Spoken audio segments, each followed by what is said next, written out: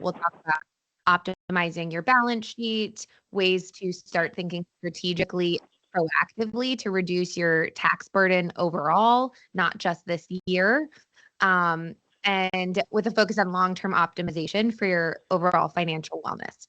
I'm also going to share some updates on the One Big Beautiful Bill Act, which is always a tongue twister for me, but there's a lot of timely tax updates that might be applicable to you.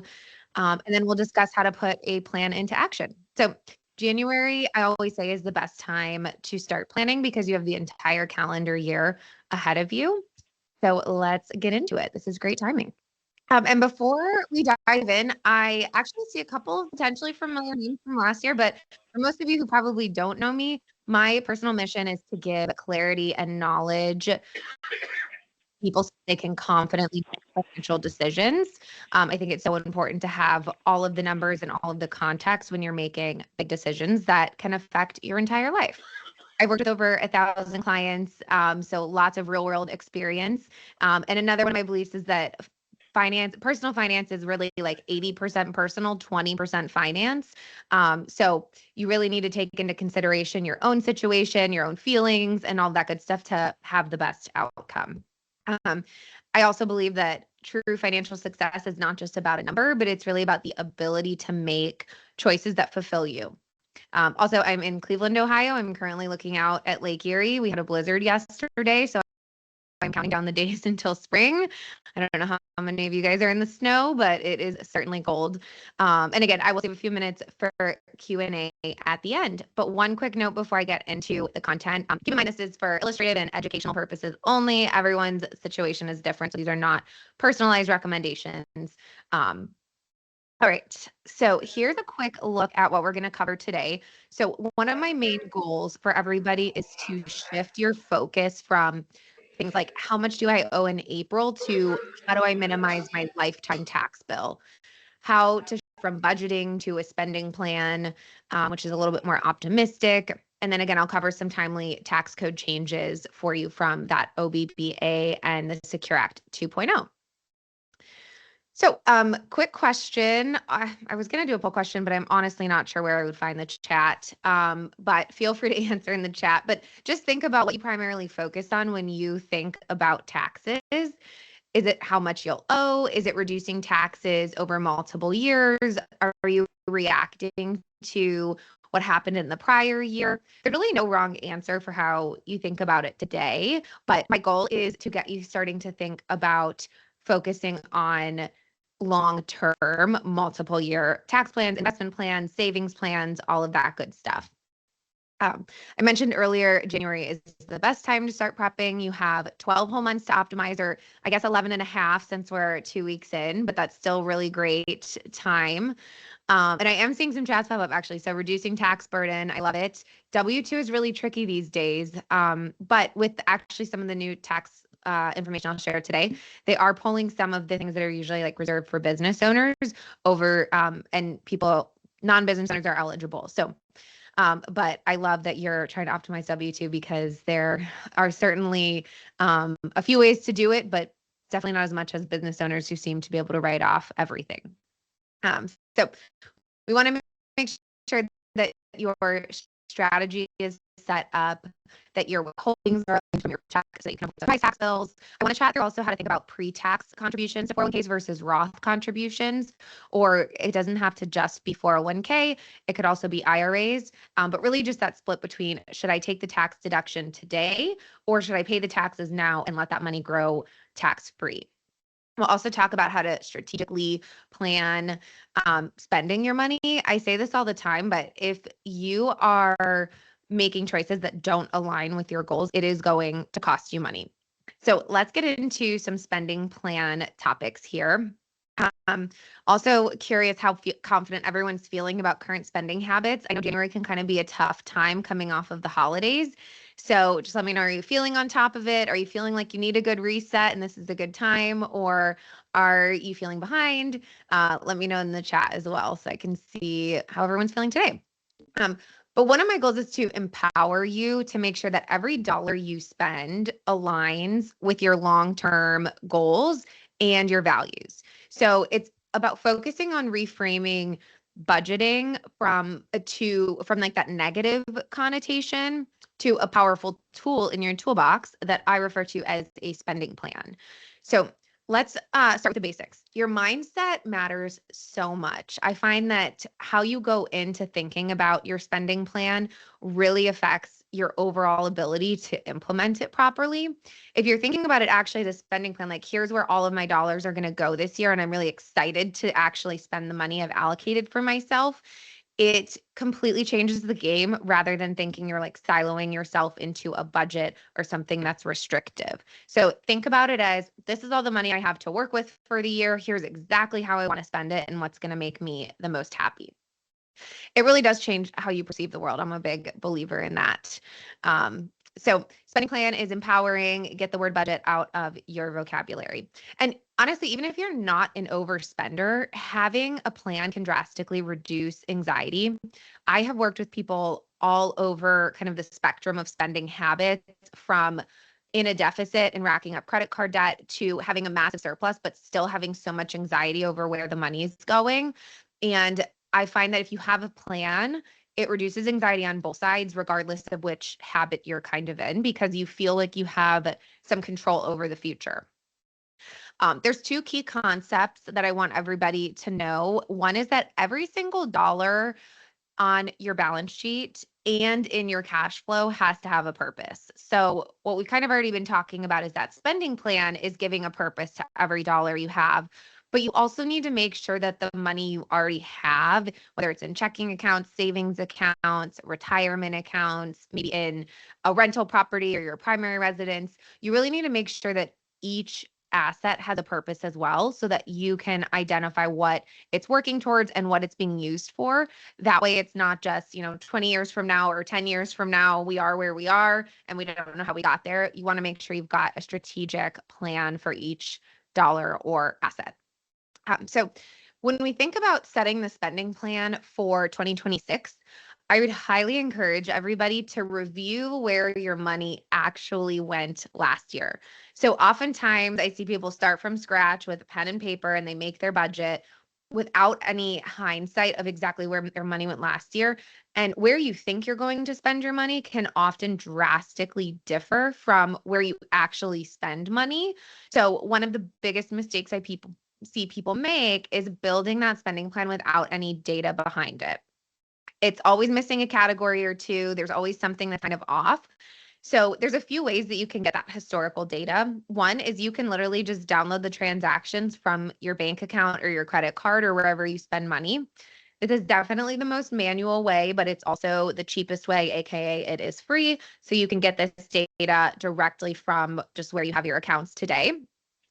I don't necessarily recommend that. There's some really great tools out there and budgeting apps that you can link all of your accounts up to, and it'll pull all this data in for you.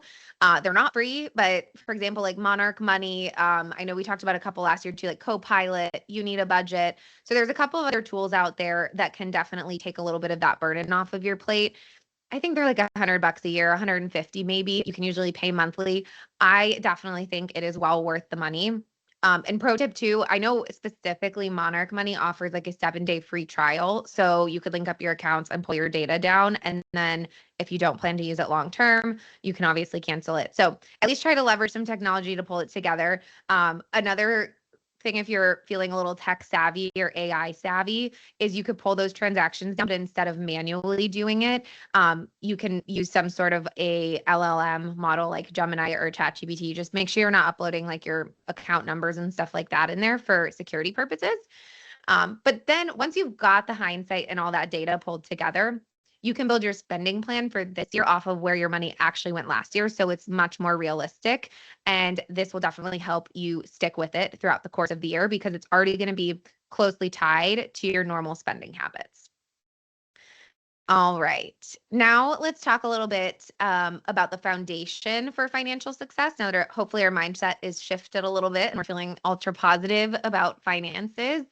But another thing that's really important is having more accounts does not equate to better organization. I see a lot of people try to like silo out their accounts into all these different buckets, but having too many accounts can actually lead to failure to properly track everything.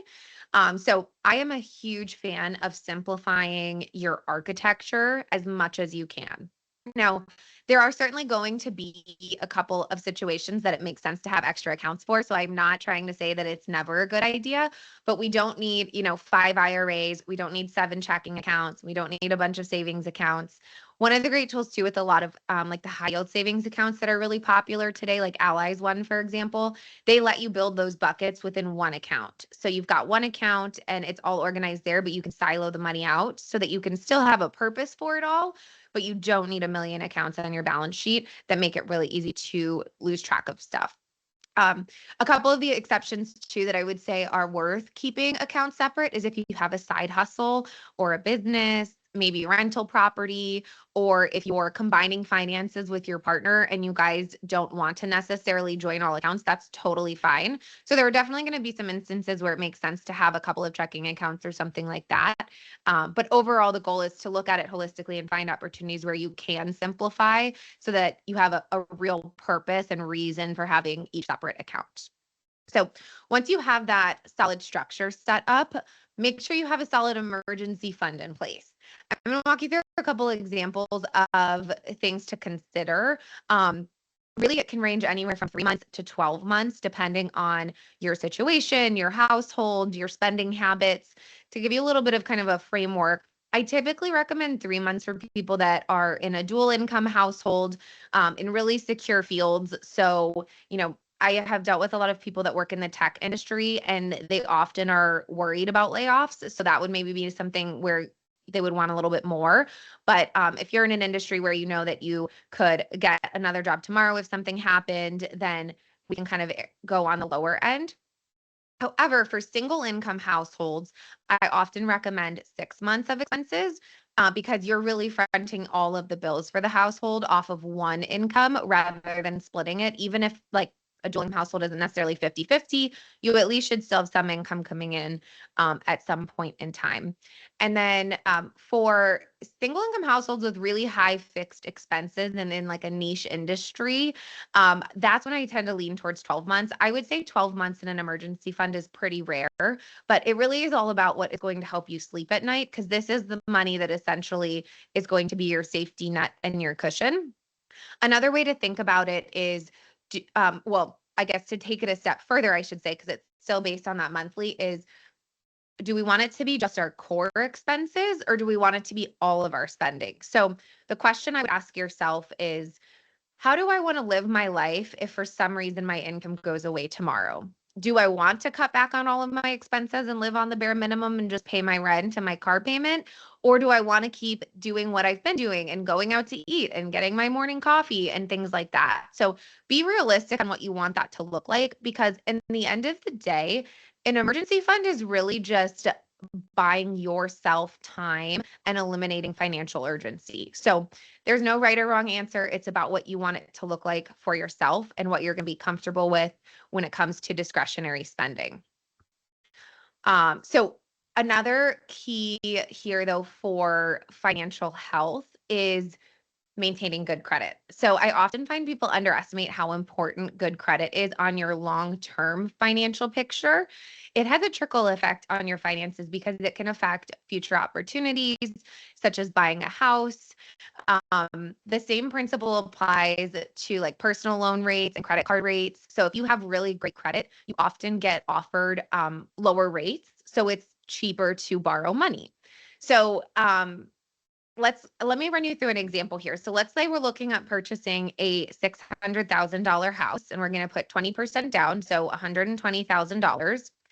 If your credit score is 780, you would, and this data is from a couple days ago, so mortgage rates change all the time. But for example, the rates were about 7.07% for a 780 credit score. That would equate to a monthly housing payment of just over $3,200 a month.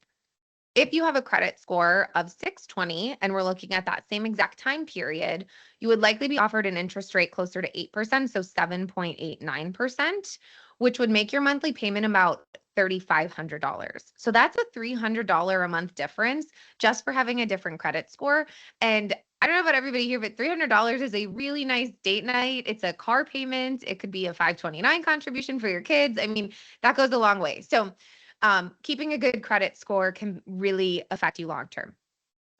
Another thing that is really important with your credit score, though, is your payment history. So that has a big effect. That has actually the biggest effect is maintaining and staying on time with your payments. But then the amount that you actually owe at any given time, which is what we call your credit utilization, is the next biggest contributing factor. So credit card and like lenders want to see that you're using 30% or less of all of the credit available to you. So to put some context around this, if you have a credit card that has a $10,000 limit on it, you should really try to never let the balance get above $3,000. So even though you technically could spend $10,000 throughout the course of the month and then pay it off and you wouldn't have any interest or penalties, it can harm your credit score. So if you find that you're constantly getting close to what your credit limit is, well, the first step is looking up on your cards what your limits are so that you know how much you're using. It's not super obvious, but it is information that's available to you. So look into that. And then if you are constantly using more than 30% of what's available over the course of a month, then I would contact your lender and ask for an increase. They typically will give you an increase, especially if you are paying off your card every month and you have a good standing. So make sure that you're keeping that credit utilization below 30% because that can really affect your credit score overall. All right. So now I want to talk a little bit about core spending versus irregular spending. We kind of talked a little bit already about like discretionary versus needs, but core versus irregular is really more about on a monthly basis. What are you spending? This could include discretionary spending versus irregular stuff that comes up not on a monthly basis. So one of the top reasons that I see spending plans or cash flow not work is because we're overlooking or forgetting about some of these irregular expenses that pop up once a year, and it kind of throws off the rest of the budget. So this is also why like in December, I feel like a lot of people end up spending a little bit more because we forgot that we had all of these extra expenses, whether it's hosting or presents or gifts or whatever it is. It seems to all pile up in December. So this is also something that you could use for fixed expenses if you do have a situation where it's like property taxes or you pay your car insurance annually so you get a discount. But it's also something you can use just for like if you know every December that you need like an extra $1,000 to spend on some of these other things, or if every June you take your family vacation to the beach, then we can plan for that. So while these costs are often predictable, they're just not regular, right? So we just need to think forward and back out what the regular ones. So your core, well, for example, let's pretend that your annual spending budget is $120,000 for the year, but 8,000 of that is property taxes that you pay in November, and 2,000 of it is your car insurance that you pay in December.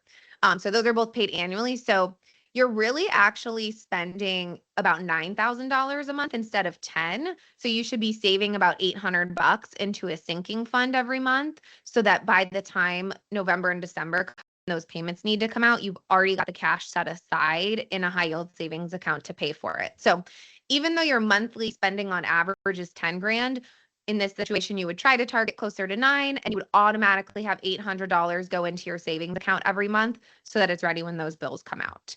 We call this a sinking fund.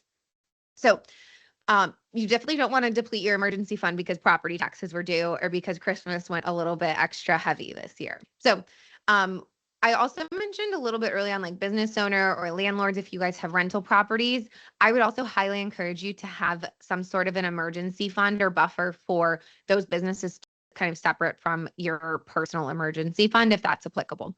And maybe have like a sinking fund for that too, if you have annual expenses on that side.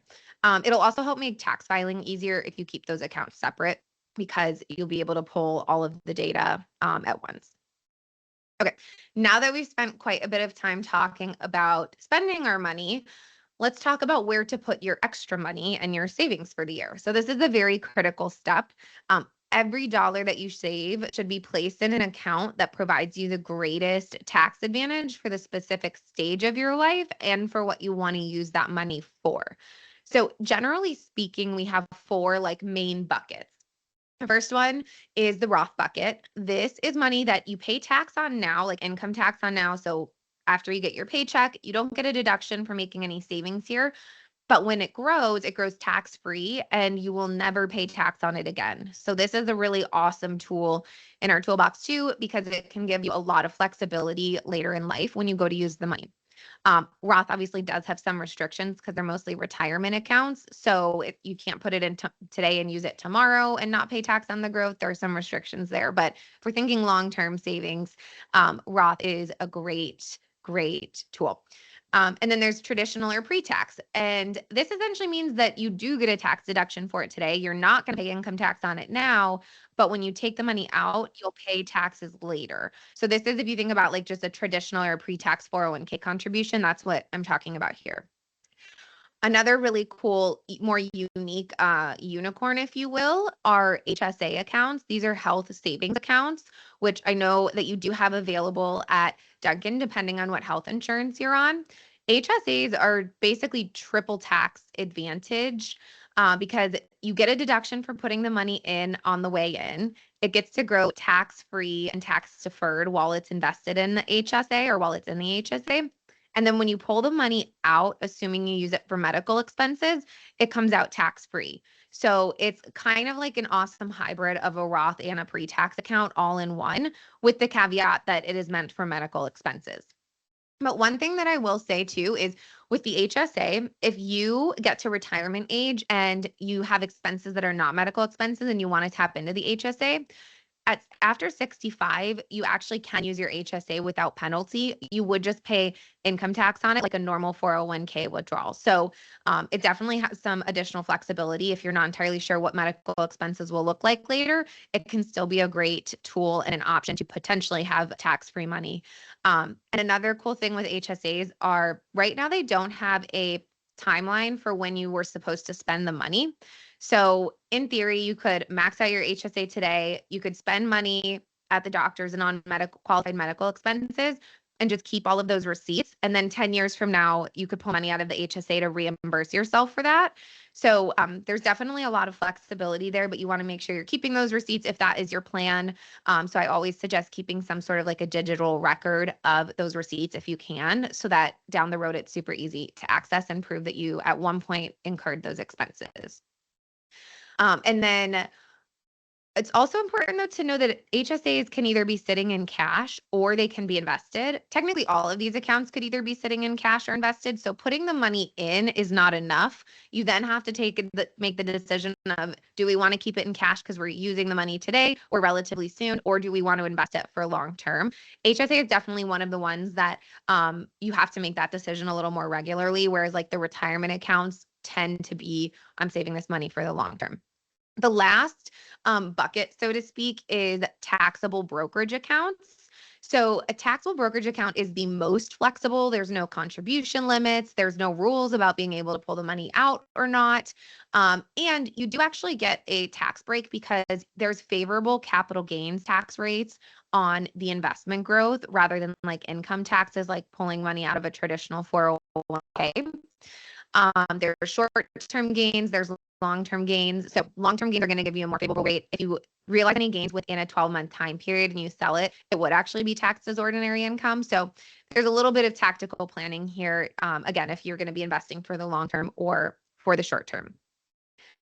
So let's talk a little bit more about Roth in detail. I wanted to walk through a couple of examples of when to consider or when to prioritize Roth, either contributions or conversions, to help give you some context of, should I be thinking about pre-tax contributions or Roth for my 401k or IRA specifically.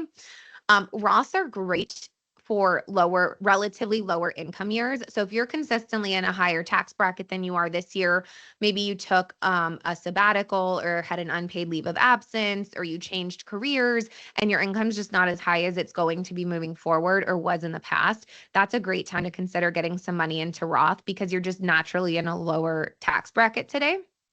Also, one of my favorite times to do Roth conversions is during a market downturn. So while market downturns never feel like a fun time, they can definitely feel very stressful and scary. If you have money in, let's say, a pre-tax IRA or 401k, the market goes down 30% and you convert that to Roth, you're converting it at a 30%, like at a much lower dollar amount. So you will pay much less in taxes on the conversion. And then you get to realize all of the growth, because what we know is the market always rebounds. Maybe not every part of the market, but the general market, if you are in a diversified portfolio, has always rebounded. So you will get that rebound on the tax-free side. So it's kind of a good way to make lemonade out of lemons, I like to say, because it's a way to use that market downturn to your advantage. Very powerful, especially if you're nearing retirement or entering retirement. Taking advantage of this can be a good opportunity too, because you're likely in a period where you don't have necessarily Social Security yet, or you don't have to take RMDs or required distributions out of your 401k.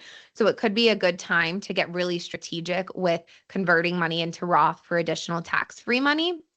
But especially during those downturns, it's a great time to really take advantage of something that's maybe not so fun, turn it into a positive.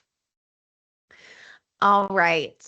Let's pivot and switch and talk gears a little bit more about tax withholding and tax liability.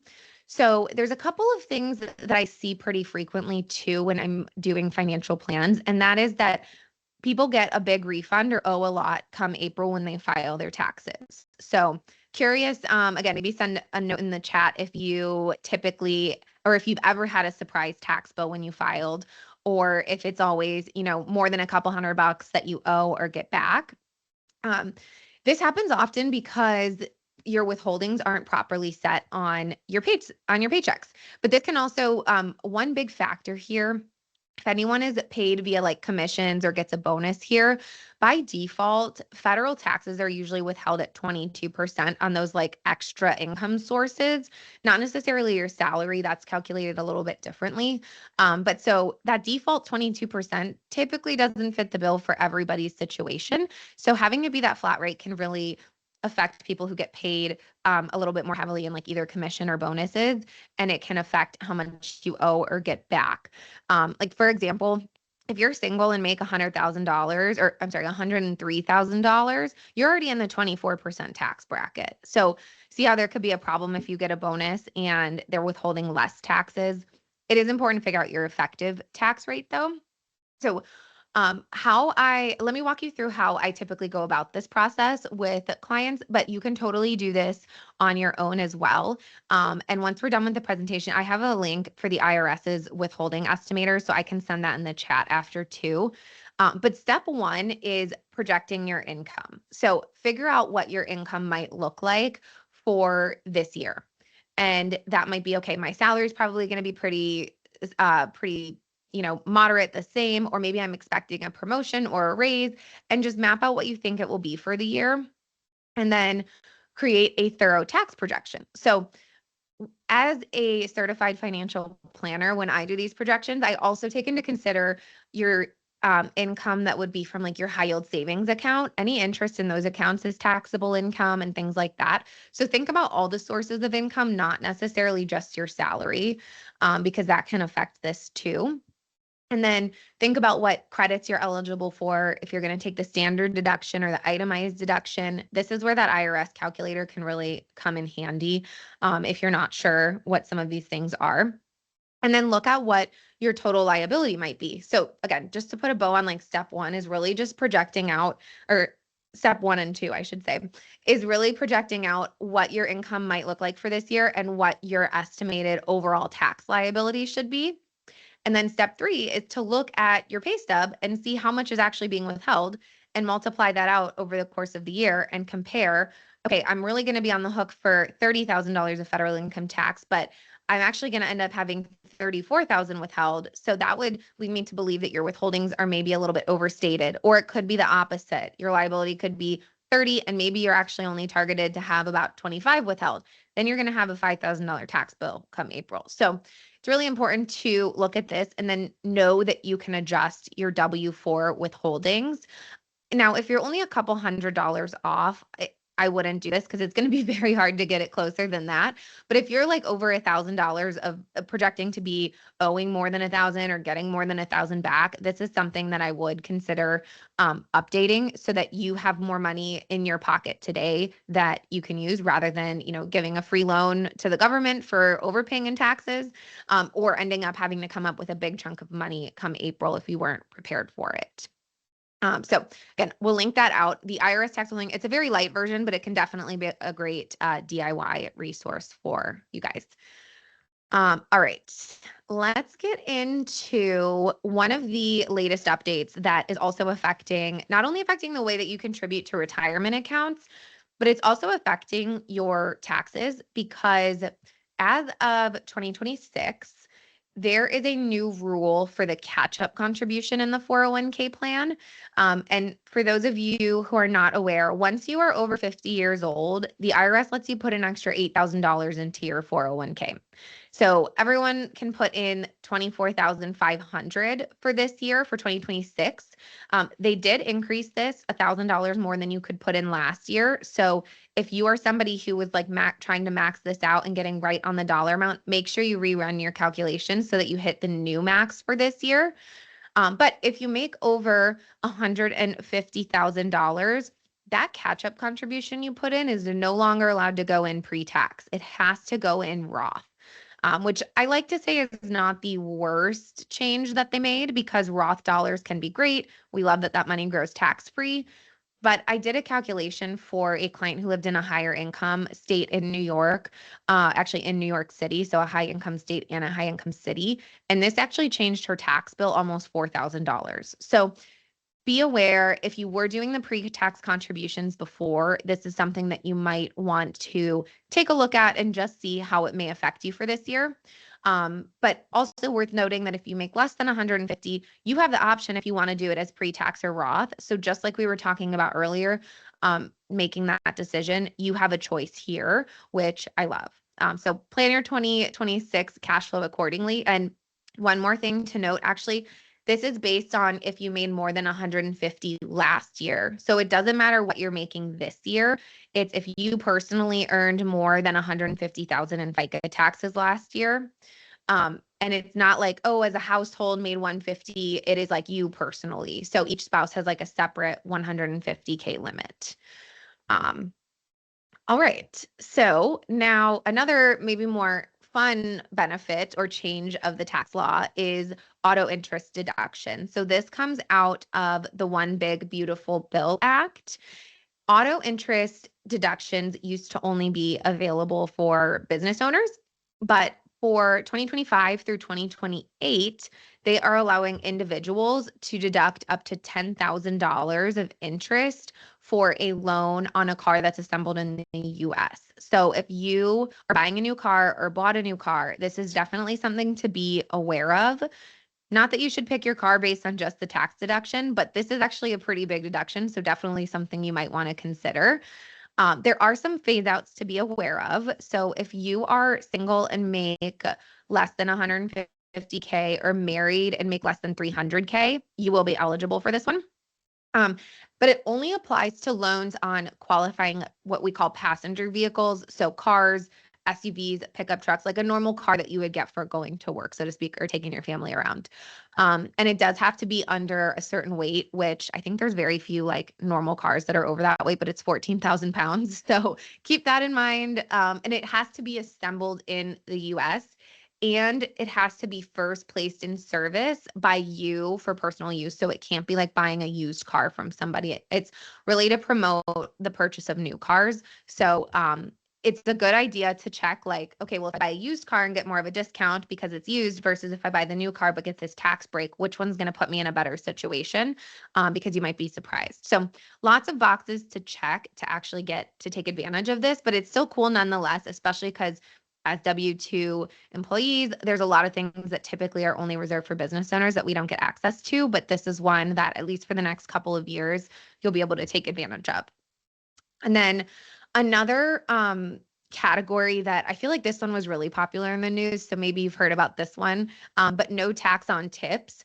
There's definitely rules. It's not all tips don't get taxed. There's phase outs. But it's those same thresholds. If you're single and making 150K or less, or if you're married and making 300K or less, you can deduct up to $25,000 of your tips, which essentially just means you won't pay income tax on that $25,000. Now, this might not be as applicable for everybody on this call, since you are mostly, I believe, W-2 workers here. But if you have kids that work in the service industry or family members, or if you have a side job where you receive tips, I did want to call it out because it's definitely a nice benefit. And again, something to make sure you're planning your projections moving forward so that you really know what your situation will look like this year. You must have worked in that occupation regularly receiving tips as of December 31st of 2024, though. So this is for example, it's like bartenders, servers, hairstylists, delivery drivers. So you can't just suddenly be like, hey, let's change my compensation and start paying me in tips instead to kind of get into this. So something to keep in mind there. Similarly, and this one actually might apply to some of you here, I'm not entirely sure, but overtime also has a similar no tax on overtime rule that has been enabled for this coming year too. So you must be an employee who receives time and a half for your overtime work over 40 hours a week. And it applies to half of your overtime pay. So it does have to be like reported as overtime by your employer and all of that. And there's the deduction limits or the phase outs are the same again. So that 150 for single or 300 for married. These are things that will also automatically be coded on your tax return. So really the way to think about it right now is for planning from a tax planning perspective so that you have an understanding of kind of what you owe and what your withholdings should be. It's not something that like you need like change an account type or something to get access to. And one, actually, I've got two more, I think. One Big Beautiful Bill Act updates. The other one that has been really popular and talked about is the SALT relief. So it's basically bumped up from you used to only be able to deduct $10,000 of your state and local income taxes if you were itemizing your tax return. So this essentially allows you, what the SALT deduction in general is you're basically just subtracting taxes you paid for state and local governments from your federal income. So if you live in Ohio like me, taxes I paid to the state of Ohio could be deducted so that I didn't have to pay both Ohio taxes and federal taxes on the same dollar, if that makes sense. It also includes property taxes. So if you own your house and you pay property taxes via like escrow on your mortgage or outright, and then it also can apply to sales tax. So like the tax that you pay on goods and services in stores. And so all of that combined, a lot of people actually pay more than $10,000 a year in state and local income taxes every year. So everyone was basically being capped, saying you can only write off $10,000 of it, and the rest is actually still going to be subject to double taxation. Well, for this year, they've bumped it up so that you can actually deduct $40,000. So if you are in a high tax state or a state that has high property taxes, like for example, I know Texas, they don't have income tax, but they have really high property taxes. It's subject to a $500,000 adjusted gross income cap. So for anyone making more than that here, I'm very happy for you that you're making that, but this is not applicable for you. And then one of the last changes I want to chat through is charitable contributions. So there is a new above the line deduction starting this tax year. So not necessarily applicable for when you're filing in April for last year. But you used to only be able to write off charitable contributions if you itemized your tax return. Moving forward, if you take standard deductions, they are going to allow you to get a small tax break for those charitable contributions you're making. So if you're single, you can deduct $1,000. If you're married filing jointly, you can actually deduct $2,000 from your taxes for a charitable donation.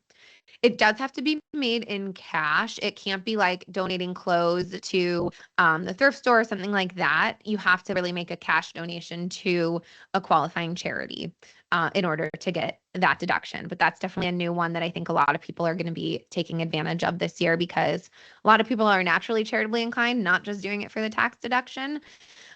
So if you were already doing this, great, you'll be able to get that deduction this year. If not, it may be another incentive to be a little bit more charitable this year. And then on the flip side, if you've already been itemizing your taxes, Your deduction will not go as far this year if you do make charitable contributions because there is a new floor. Essentially, your charitable donations have to be more than 0.5% of your adjusted gross income before you can start writing them off. So to put this into context, if you make $200,000 of adjusted gross income, your floor is $1,000. So if you were to donate $2,000 to charity, the first $1,000 is not deductible. The next $1,000 is. So you're really only getting a deduction for half of it. And one of the reasons that I like to highlight this is because this makes bunching your charitable contributions even more valuable. And what I mean by that is combining basically 2 years of contributions into one so that you pass that floor a little bit easier. So how this would work is essentially you would make a donation today and say, hey, here's my contribution for this year and next year. And this year you would itemize, and then maybe next year you take the standard deduction. And then 2 years from now, you do the same thing. So you're kind of just making a bigger donation less frequently to get more of a tax benefit out of it while still doing the same contribution to the actual charitable and foundation. All right, so we've covered a lot. I want to start to wrap up with goal setting for 2026. Setting yourself up for success this year all starts with a future self check-in. What do you want your life to look like 5 years from now, 10 years from now, 20 years from now? And then let's plan backwards from that future vision. Think about it like this. If you were going to start a business, you would look at, okay, where do I need to be 12 months from today to start making progress towards those bigger goals? So in order to make this app actionable, I want you to focus on a couple of clear steps for this year to start making progress towards those bigger goals. Consider setting up those sinking funds for irregular expenses so you've pre-saved so that it doesn't throw you through a loop when you have one of those expenses come up. And then set up intentional savings amounts towards your other goals. So maybe one of your goals is accelerating your retirement timeline. Maybe it's buying your first home. Start to think through what those dollars look like. So 5 years from now, you want to buy a home. Let's back into what we need to start setting aside today to make those dreams a reality. Because I can guarantee one thing, you're not just going to wake up a few years from now with enough cash to buy the house. So make sure that you're really intentional about it and start kind of taking baby steps towards reaching it.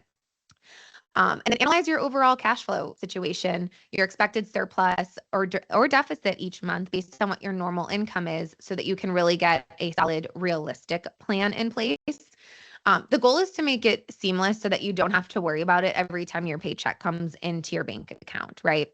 I'm sure many of you have probably heard of the SMART framework before when you're setting goals. It includes being specific, who, what, where, when, why, what are the details. You need to make sure that it's measurable so that you can track your progress towards it. And then you also want to make sure, typically they say to make sure that it's achievable.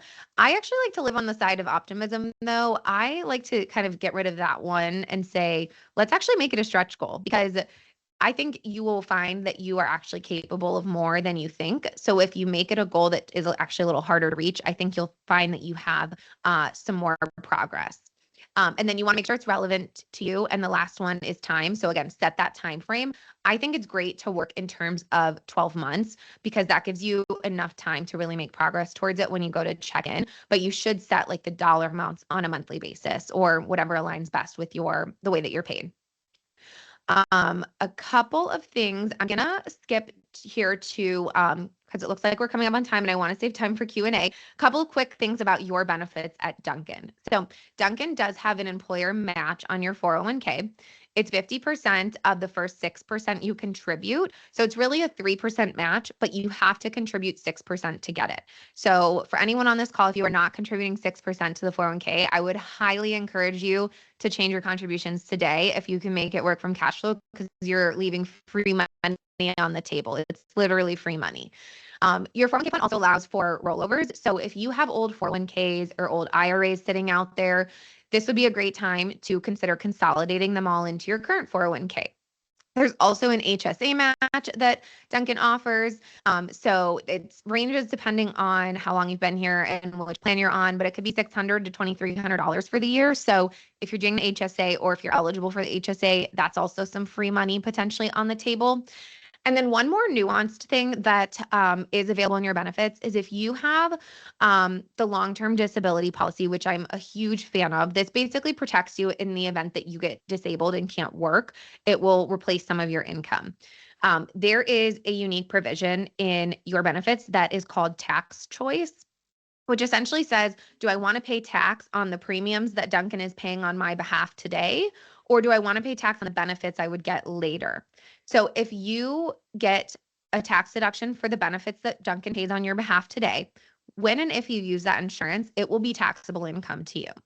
If you pay if you get those premiums after tax today, then when you get to use those benefits or if you need them, it will be tax-free. I'm typically a fan of having that disability insurance be tax-free because the benefit is much more than what the premiums cost. So if you do end up using it, it'll be a better tax strategy typically to do after tax today and get tax-free benefits later. And then a couple of my current favorites I will leave here on the slide while we go into Q&A in case you want to jot any of them down, but a couple of podcasts, books, or habits that I love. So I will leave those up and let me toggle over to the chat. Or Kristen, if you want to start feeding me questions, I'm ready. All right, you got it. Okay, first one, do you recommend paying off your home loan early if possible?